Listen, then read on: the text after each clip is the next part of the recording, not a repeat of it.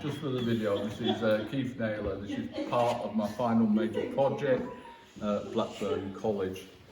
Today I'm going to be running the first of a series of little workshops, and the first one is relating to the actual transformation of pigments into paints. So I'll start with the group now. Right, everybody, sorry I had to do that just for the sort of record. As you all probably know, I'm at college, I'm on my foundation year, and I'm actually in what's called the final major project, which is the main one that I will get marked on for the whole course. And you have to choose your own project. Mine has been initially started as an investigation into Paleolithic art, cave painting, because I wanted to go right back to the start of where people first started creating images and painting and drawing. As I started researching that, I realised that the materials that they were using was incredibly important, and I became absolutely more and more sort of fascinated in that sort of side of things, because we have a period where people didn't paint, and then you suddenly in the Paleolithic, which is the earliest Stone Age, around about 70 to 100,000 years ago, that is when people first started making images. So for this workshop, what I wanted to look at is some of those materials that they had available to them at the time, some others that I've had to sort of acquire, but I'm trying to find ones that are actually natural that they had access to. So the types of material that they had access to are what are generally termed earth pigments, and that is naturally occurring, effectively, rocks. One of which is chalk, which probably everybody will be sort of familiar with. Another, which forms the basis, basically of their colour palette, is ochre. Now that's a naturally occurring piece, which I found up at Gorpley Clough, just going over to Todmorden. It's basically a sedimentary rock. What occurs is that fine mineral deposits settle into lakes and settle at the bottom, and over thousands and sometimes millions of years they actually compress and form a rock. Slate is one, you can see it by the layers in the rock. That tends to be what defines a sedimentary rock.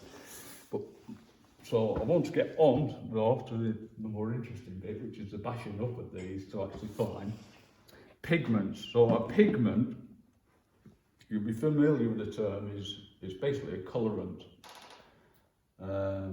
You've heard of pigments, you'll have heard it in terms of, I don't know, all sorts of things, not just salt paint, but in dyes, and, hair colourings, and nail colours, whatever. But I wanted to try to recreate these very early paints, effectively, because they were making paints and how they actually created that. And the main process is quite simple. You basically take a piece of your sedimentary rock, be it chalk or one of the ochres, and then you start bashing it up into a fine powder.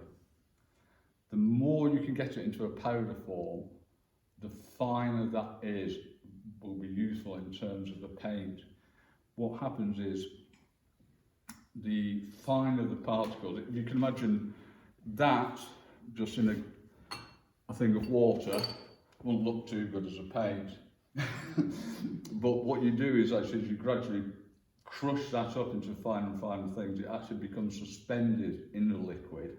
It gets to a point where it can get suspended, and it's in that fine particle that colours that liquid in the paint. I'll come on to a bit onto the different things that they use for what are called binders. The simplest form is just water. You get it in watercolours. You can use it just that, crushed up with water. It tends to settle low, and you tend to need to add a few other little bits and pieces. So I've got some things to cut some corners, which we'll get onto in a little bit. So there's basically about 4 stages to this. So the main element is finding this in the first place. I'm trying to find bits and things on walks, but I've also looked at anything local, just walking around. So today we're going to be using some plant pots.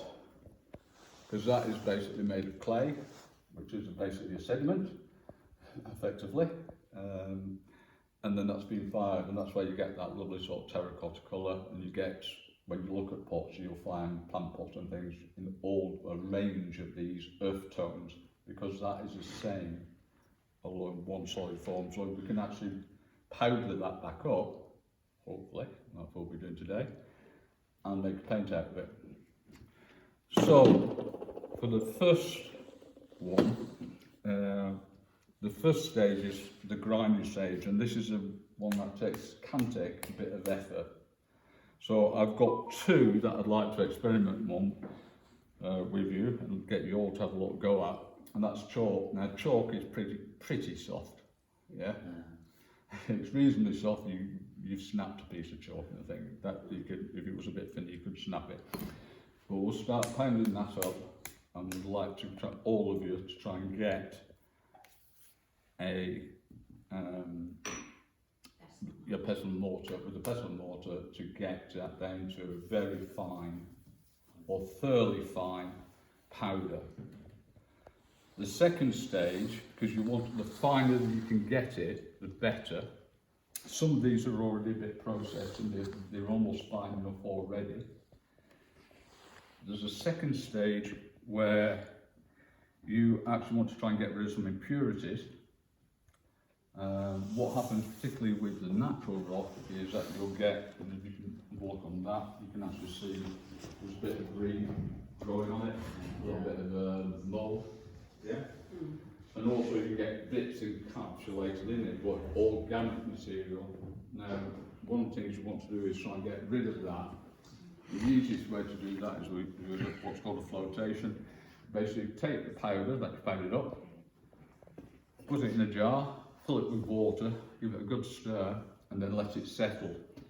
What happens is, not all, but most of the organic should float to the top, and you let that settle for some time. Ideally, you could do to let it settle overnight. It doesn't particularly matter. We're not making, artist quality fine sort of paint, but that's the flotation thing. You then take your powder that you've done in here, and we've only got one. This is called a muller, and it's an etched glass muller, and it's got a slightly rough surface. And this plate has as well got a slightly etched surface, so it's a very fine, almost serration to it. And you will be then putting that, once we've mixed it a little, to get a final grinding, if you like, before we then, we've got some little tins around somewhere, I can't remember where they are, I'll put them down here, but we're going to try to make at least a tin of paint, which we can then use subsequently going forward. Okay, so does everybody want to have a go at trying to bash up some chalk? Yeah?